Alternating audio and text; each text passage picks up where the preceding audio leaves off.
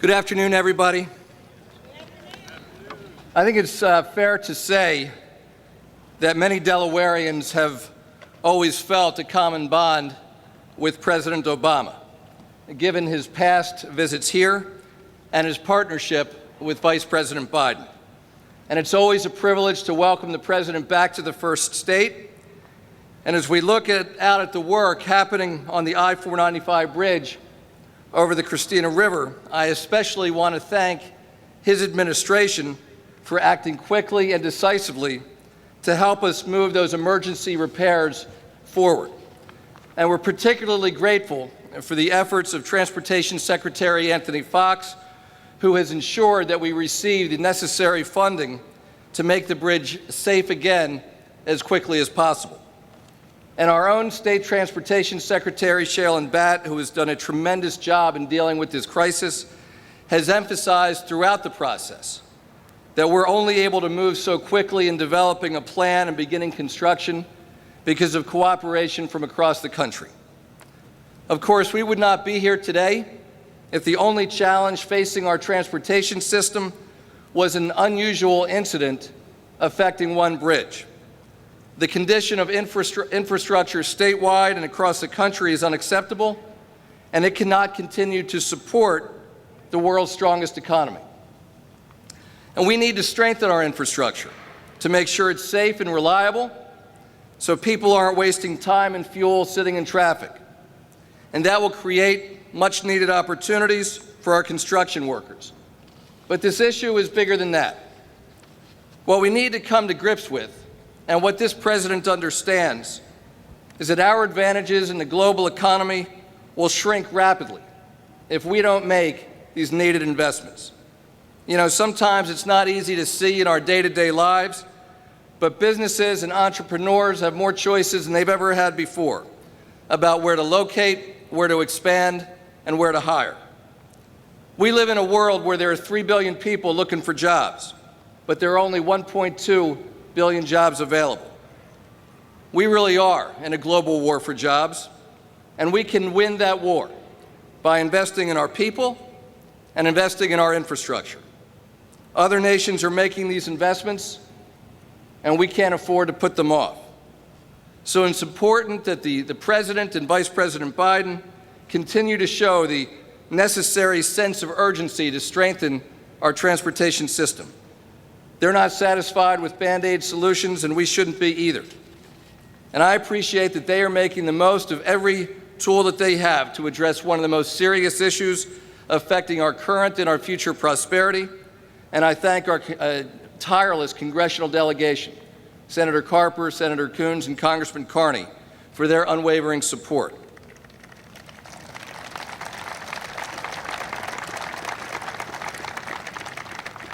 We know that we can count on them. So I want to thank all of you for all that you do to build a stronger Delaware. And when the President arrives in a few minutes, let's let him know that we continue to stand behind him in his relentless push to put people to work now and to build an infrastructure that will keep our economy growing next year, next decade, and for generations to come. Thanks very much.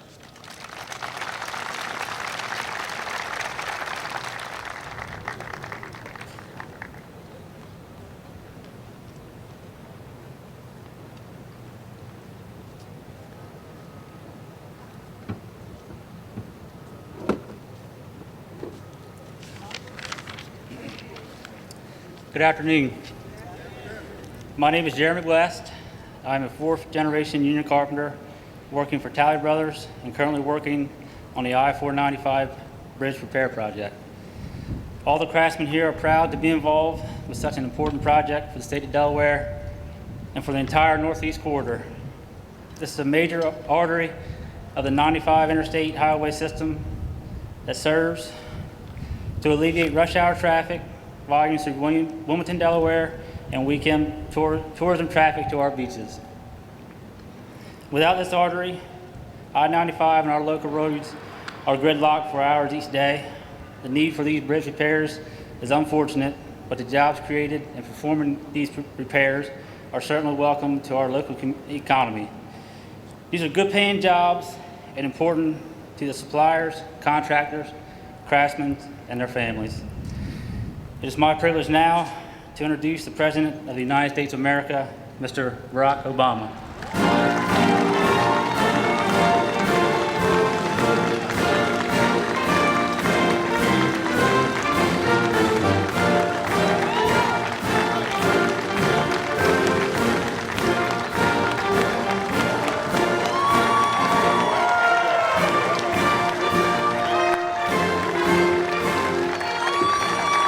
Hello, everybody.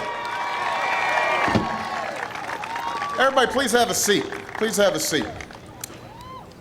It is wonderful to be back in Delaware.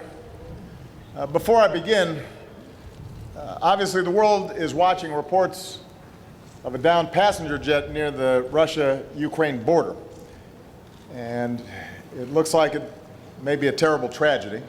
Right now, we're working to determine whether there were American citizens on board. That is our first priority, and I've directed my national security team to stay in close contact with the Ukrainian government. The United States will offer any assistance we can to help determine what happened and why. And as a country, our thoughts and prayers are with all the families of the passengers wherever they call home. I want to thank Jeremie for that introduction. Give Jeremie a big round of applause.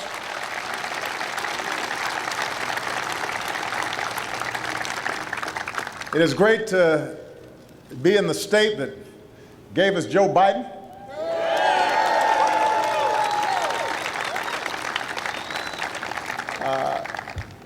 We've got actually some better looking Bidens with us here today. We've got Bo and his wife Hallie are here. Give them a big round of applause. We love them.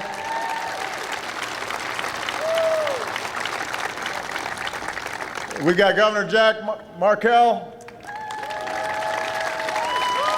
Senator Chris Coons, Congressman John Carney, County Executive Tom Gordon, and the Mayor of Wilmington, Dennis Williams. We've also got two terrific members of my cabinet. Transportation Secretary Anthony Fox is here, and Treasury Secretary Jack Lew is here. Jack Lew's signature is actually on your money, although it's kind of illegible.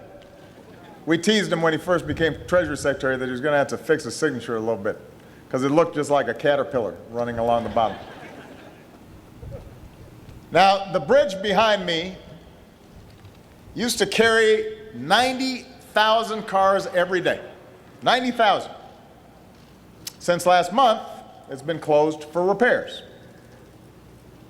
Once workers are done repairing it, this bridge will be safer, it'll be more reliable for commuters and for commerce. And thanks to a competitive grant program called TIGER, a program, by the way, that was part of the Recovery Act that we initiated when I first came into office and Joe Biden helped to manage, this port is rebuilding a wharf that will finally let Wilmington compete with other ports for the biggest cargo ships. For the biggest cargo ships.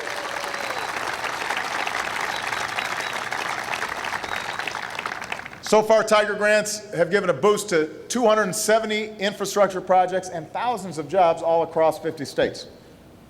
And that's what I'm here to talk about today. And I've been talking about this all week. Creating more good jobs, rebuilding America, and the opportunity that we have to seize to rebuild the American middle class. Now, after the worst economic crisis since the Great Depression, in part because of the actions we took, primarily because of the strength and determination of the American people, our businesses have now added nearly 10 million new jobs over the past 52 months. Construction and housing are rebounding. The auto industry is booming. It was in a tailspin when we came in. Manufacturing is adding jobs for the first time since the 1990s. The unemployment rate is at its lowest point since September of 2008, which is one of the fastest one-year drops in nearly 30 years.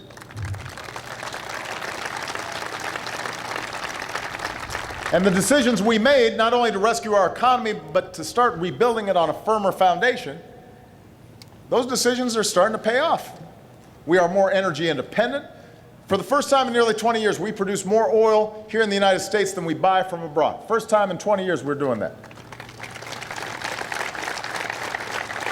At the same time, we're actually reducing our carbon pollution. We're creating new jobs in clean and renewable energies, 3 times as much wind power, 10 times as much solar power. In education, our high school graduation rate is at a record high. More young people are earning college degrees than ever before. 401ks are growing. Fewer homes are underwater. Millions more now have the peace of mind of having quality, affordable health care if they need it. And the deficit's coming down to boot, been cut more than half. So by almost every economic measure, we're doing a whole lot better now than we were when I came into office. And as I said, most of it's thanks to you, the resilience and the resolve of the American people. Because of that, we've recovered faster and come farther than almost any other advanced country on earth. And business leaders, for the first time in a decade, around the world are saying that China's not the best place to invest. The United States is the most promising place to invest.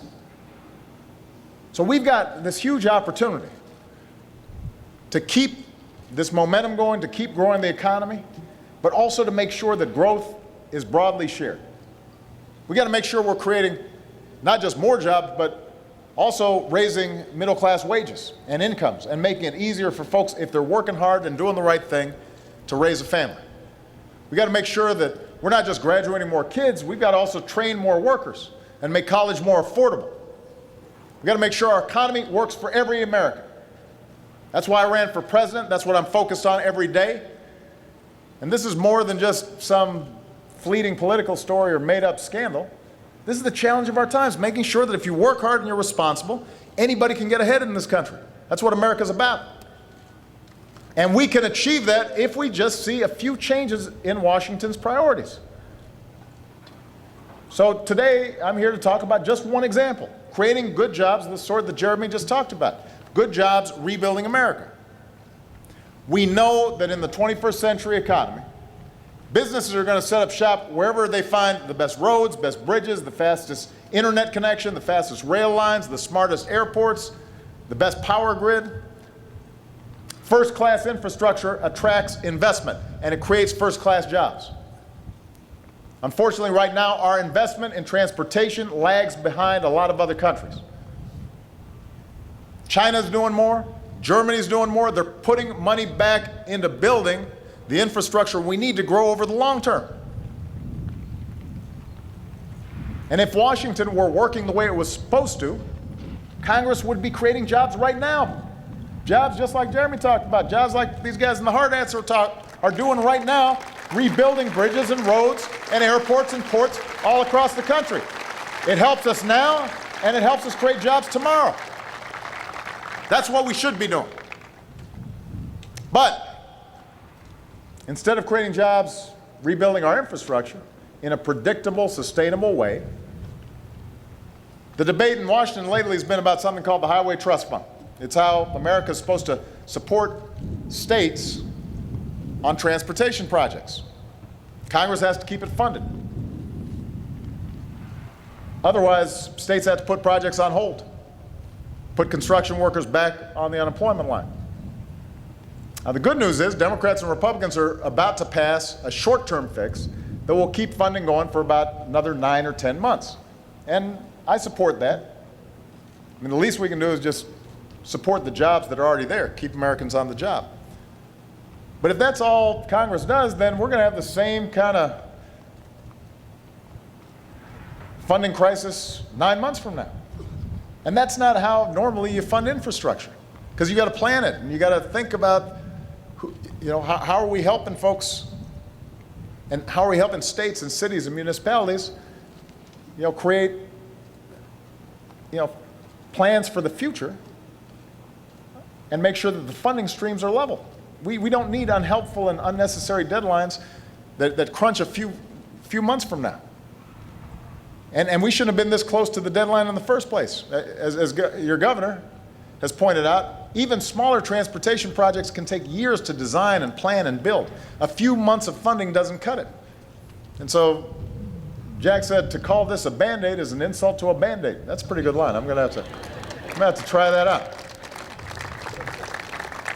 So Congress shouldn't be too proud. It shouldn't pat itself on the back for kicking the can down the road every few months. Instead of barely paying our bills in the present, we should be planning and investing in our future. That's how the economy grows for everybody. The American people work hard every single day. And your efforts shouldn't be threatened every few months by a manufactured crisis in Washington. Everything doesn't have to be done at the last minute every time. So what I've done is, earlier this year, put forward a plan to rebuild our transportation infrastructure in a long-term, responsible way. A plan that would support millions of jobs, would give cities and states and private investors the certainty they need to hire more workers faster. It would help small businesses ship their goods faster. It would help parents get home from their commute faster so they can see their kids. And it wouldn't add to what is already a rapidly shrinking deficit, because we'd pay for it in part by closing loopholes for companies that are shipping profits overseas and are avoiding paying their fair share of taxes. So that's what we need, a broad-based plan. We got $2 trillion worth of deferred maintenance in this country, in roads and bridges and sewer systems and water mains. And we could put a lot of people back to work right now getting that done. And we're going to have to do it eventually anyway. But so far, Congress has refused to act on the idea, which is strange because infrastructure should not be a partisan issue. You think about it. It was a Republican, Dwight Eisenhower, who built the interstate highway system. Lincoln built the Transcontinental Railroad. Both parties historically have understood that investing in this country for the long run pays off. When we invest in infrastructure, we're making sure that the economy is growing not just for the next 5 years, but for another century.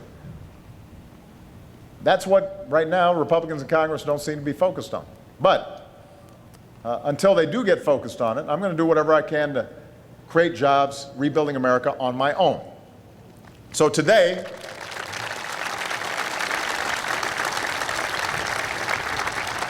we're launching what we call the Build America Investment Initiative. And as part of it, we're creating a one-stop shop for cities and states looking to partner with the private sector to fund infrastructure projects. There are lots of investors who want to back infrastructure projects because when it's done right, they then get a steady long-term investment. They get a steady return. And lots of states and local governments would welcome more private investment, but they need a partner in the federal government to help do some matchmaking and work through some of the complexities of private financing of infrastructure. So my administration is going to help states and cities apply for federal loans, get more public-private partnerships up and running, get more investment flowing into communities like Wilmington. And this builds on other actions we've taken to speed up the permitting process for big projects and attract new manufacturing jobs to America and raise more workers' wages, help women fight for fair pay, ease loan burdens for millions of students. We're taking steps on our own, still hoping that Congress at some point actually does something. You know, I keep hearing from folks all across the country who tell me, you know, if members of Congress had the same priorities that most Americans do, if they felt the same sense of urgency that you feel in your own lives, we could help a lot of families right now.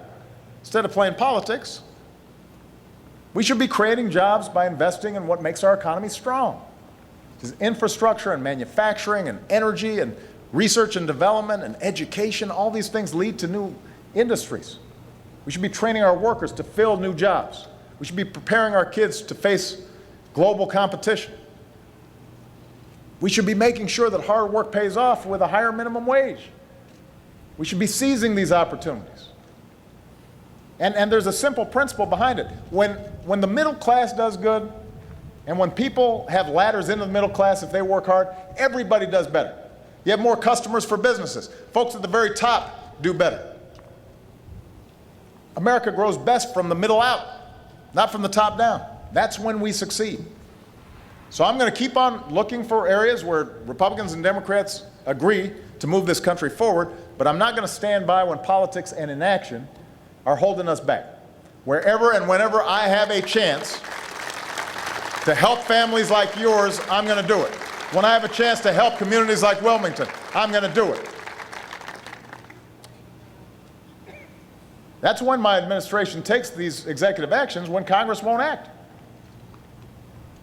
Yeah, and so far, the only response we've gotten from the Republicans is a lawsuit. You know, they're suing me for doing my job instead of going ahead and doing their job. That's disappointing. It's a political stunt. And by the way, they're using taxpayer money to do it.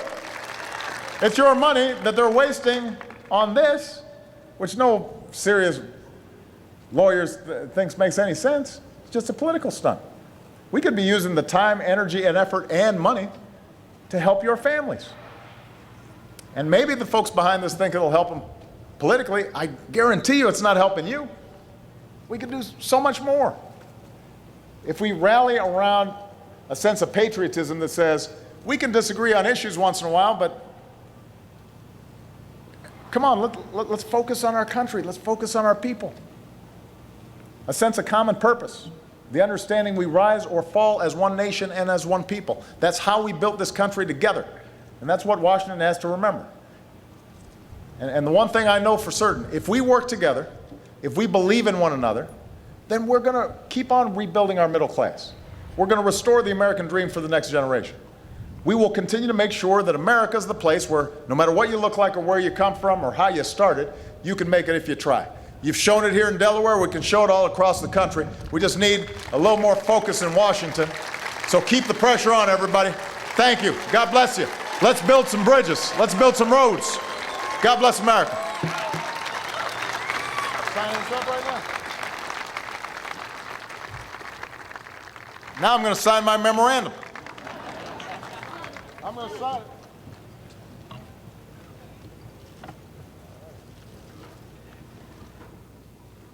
There you go. Thank you, everybody.